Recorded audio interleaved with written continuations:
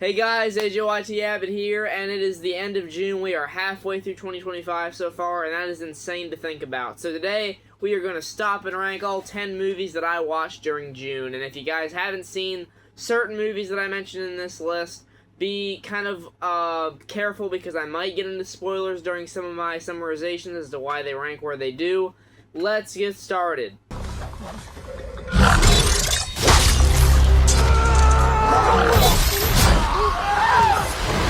Next, we got Predator: Killer of Killers, a new Predator film. I'm a huge fan of this franchise, and this time this is an animated anthology film following the Predator going after 3 different generations of basically the most trained killers in the world, give or take.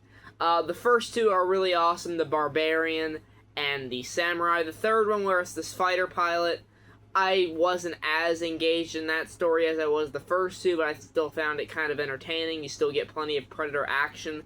This is rated R, so you get tons of blood and gore, even though it is animated. They get really violent with it, and I love that. I love seeing the Predator use his different weapons against these older ones, like, you know, the Barbarians, axes, bows and arrows, shields, and then, of course, samurai swords. That was really awesome to see. The third act conclusion, where everything kind of gets tied together, was really awesome as well, fighting this alpha predator and trying to escape the planet where all these predators have gathered to watch these people kill each other. The implications that it has on the lore of Predator is awesome. The characters, while you don't get to spend as much time as you do in other films where you might not care about them as much, but I still found myself intrigued in learning more about them, so I hope we get another one. Predator: Killer of Killers going in the great tier as well. This isn't done until they're dead. So we kicked off the month with Ballerina. This is the John Wick spin-off film starring Ana de Armas, and I really had a blast with this movie. I think that Ana de Armas really fits into this world, I mean, just like a glove. Eve Macaro is a very intriguing character. You also have Norman Reedus in here. He fits in. You have the return of Ian McShane as well as Lance Reddick as their respective characters from the past John Wick films. But of course, you have Keanu Reeves returning as John Wick. It was fun to see all of that. The action sequences are really well shot and well choreographed. Just like the other John Wick films, there are grenades, there are flamethrowers, there's even a scene where she's bashing someone with plates. It is very creative, it's very hyper stylized, and I had a great time with it.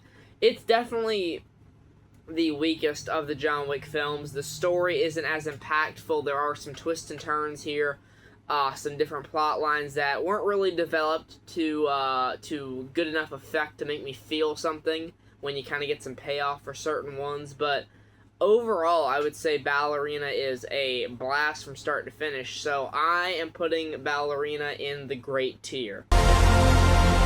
Everything you've ever loved. Everything you see. And really, the first part of June just really knocked it out of the park here. We got The Life of Chuck. This is a Stephen King adaptation directed by Mike Flanagan, who gave us Dr. Sleep. And this was a absolute tearjerker. This movie is so powerful. I can't really think of another movie like The Life of Chuck. The cast here is outstanding. You have Tom Hiddleston, Karen Gillan, Chiwetel Ejiofor, Mark Hamill, Jacob Tremblay, Matthew Lillard is in there for a little bit, Carl Lumbly. Every little bit of this movie is filled with emotion. It makes you think about how fragile life is, how interconnected we all are, and really, it's about not exactly living life to, you know, the highest quality where we're successful at everything and everything's going good and we're happy all the time. But as long as we are proud of the legacy that we leave behind, and we are, you know, leaving behind people that will carry on that legacy and that story, because we carry multitudes within us. That's the message of this movie. Every single part of us, our emotions, our decision-making, our mind, the way we think, the way we learn, the way we talk to others, the way we connect, the way we open up, It's all a part of us. It's all these intricate little parts of us.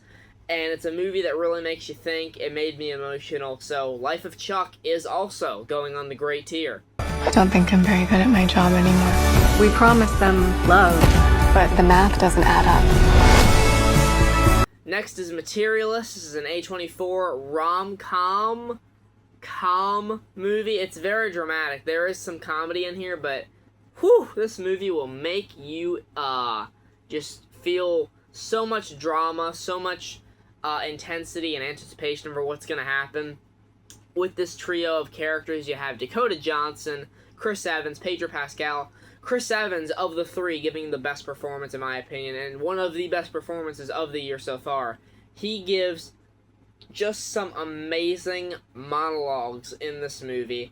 I feel the emotion there. I love the dialogue. Celine Song writes and directs another great film about a love triangle.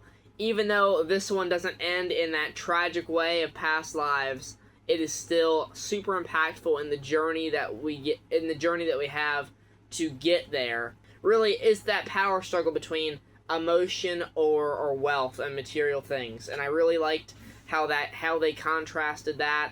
Is the love triangle weak? Do they not use that to its full potential? For sure. I did drop this one a little bit further from down from where I had it on the list in the ranking, but I still really enjoyed it. It's another great A24 film. It's going in the great tier. Maybe they're not as bad as we think they are. In case you forgot, our parents' war is about to become ours. So this is a live-action remake of the How to Train Your Dragon movie from 2010, and honestly, when I first saw the trailer for this, I was like, okay, this looks pretty good, but why are we remaking this? It's been only 15 years. Why are we coming back to this story right now instead of maybe like another 5 to 10 years down the line? And they give you a live-action remake that is worth your time. This movie really does capture everything about the original film in terms of its style, the way it looks, the way the characters are even framed in certain shots, the costumes, the sets. The look of Burke is amazing. The look of the dragons is amazing.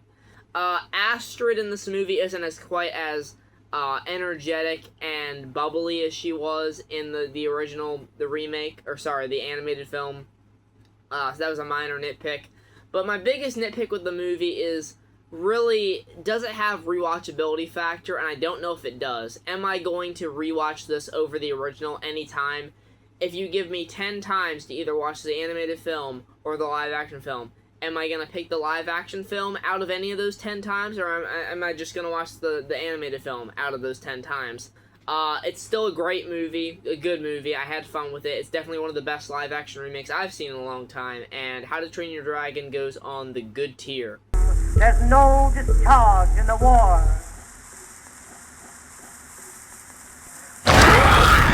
Now, 28 Years Later is a movie that I was really hyped for, even though I hadn't watched 28 Days or 28 Weeks Later. I watched both of those, hopped into this movie, and I left pretty disappointed, I'm not going to lie. I actually dropped this one lower down from where I had it when I first reviewed it as well. This movie, it just didn't fully come together for me. The ideas that they were presenting, the look of the movie is great. The way that they filmed this on an iPhone is commendable, 100%. The action is crazy. The zombies, the infected, are disgusting and possibly the most disturbing of the franchise. You have a great cast. Aaron Taylor-Johnson, Jodie Comer, Alfie Williams is amazing in this as our kid, Spike. As well as Ralph Fiennes for the 20 minutes you get of him. I really wish there was more of him in this movie. But for what it's worth, like I said, it's competently made. The music is alright. The look of it is alright. Just the journey that they go on in this movie is just so different from what they promised us in the trailers of this journey between father and son. It moves away from that. It starts tackling things like how to deal with death, how to deal with loss. And like I said, there's definitely characters that I think are very underutilized, like Aaron Taylor-Johnson's character and Ralph Fiennes, and the ending is laughably stupid. I get what they're going for, but it does not work for this universe. So it's going in the mid-tier. wonders of the universe. What is the meaning of life? Who would win in a fight? One gorilla with a baseball bat or 10 chimps? The gorilla. Okay, speaking of animated films, we have Elio, a Pixar movie, and Pixar hasn't had the best track record lately. They had Inside Out 2 last year, which was really good, but I don't know, outside of that, their original movies haven't really done the best, and unfortunately that seems to be the case with Elio as well, as it doesn't seem to be garnering nearly as much box office as they were probably hoping for, which is a shame, because I actually really did enjoy Elio. I did a short review of it on the channel.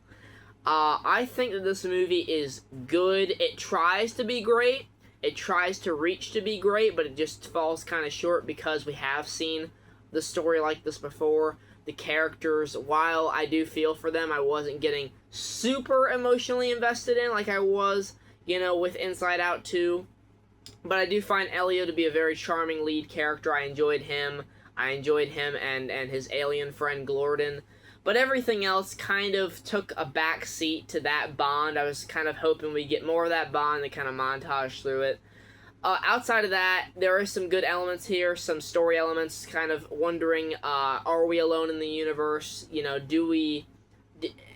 Are we worthy of mattering? Stuff like that. So it tackles some relatively important issues. I still find it to be a good movie. Could have been great. It strived for greatness, but it just kind of fell short. So, yeah. The demon boy band? They're coming after the fans. You're my soda pop, my little soda pop. K-Pop Demon Hunters is a movie that I didn't think I was going to watch. I was like, okay, that's weird. That's a weird concept. And then I go into it, I was like, screw it. I'm bored. I'm going to go watch it. And this was actually so entertaining. I was like, I'm shocked by how much I'm enjoying this movie right now. I really, really was. I was really enjoying myself with this movie. The animation is really awesome coming from Sony Animation. It kind of gives off that not really Spider-Verse, but kind of like Mitchell's vs. the Machines mixed with Spider-Verse kind of animation. The comedy is really great. I had several laughs during this movie. The trio of characters are lovable. I really did get attached to them. I like the story, even though it is, it's definitely formulaic. We've seen something like this before, but they add enough heart to it to make you still want to see how this is going to end. The demon part of it is really cool with the fight scenes. I really enjoyed all of that. Some of the singing, the songs, while they are hummable, I haven't really caught myself, being attached to them or really remembering them all that much, but they were fine for what they were. They killed the time. They passed the time for me. And overall, I found it to be a pretty entertaining film, so definitely check it out on Netflix. This was a surprise. It's going on the good tier. I'm sure you had no intention of murdering people. Right? Right? Megan. I am disappointed in Megan 2.0. This is another one where after I reviewed it, the problem is I review movies right after I watch them, like almost right after I get back from watching them. And I just need to kind of think on this movie for a while. The more I think on it, the more I'm like, why did I give this an 8 out of 10? I know for like guilty pleasure's sake, it's funny. And for its due credit, I will probably watch it at least another 1 or 2 times. But Megan 2.0 just jumps the fucking shark. It just doesn't work for me. The dialogue is very bad. When it's Megan talking, I was having a blast. But the problem is, Megan isn't actually fully Megan until about halfway through the film. So I'm like, what the hell? Why couldn't we do this the entire film? Instead, we have to listen to Gemma and Katie argue and have this relationship that they have to build throughout the movie again, even though they just did that in the first movie.